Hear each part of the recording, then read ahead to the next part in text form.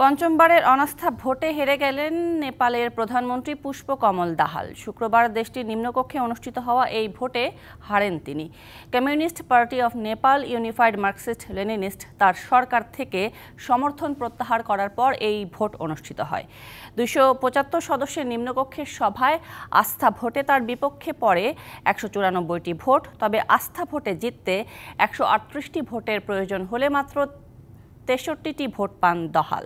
এর আগে চলতি মাসের শুরুতে দাহালের জোট সরকারের থেকে সমর্থন প্রত্যাহার করে নেয় জোটের সবচেয়ে বড় দল ইউএমএল। এরপরই সংবিধান অনুযায়ী তাকে পার্লামেন্টে আস্থা ভোট আয়োজন করতে হয়।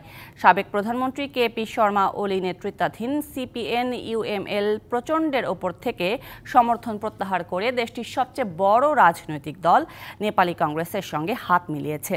2022 সালের ডিসেম্বরে প্রধানমন্ত্রী হিসেবে দায়িত্ব গ্রহণ করার পর থেকে 4 বার আস্থা ভোটে টিকে থাকলেও এবার ব্যর্থ হন প্রচণ্ড।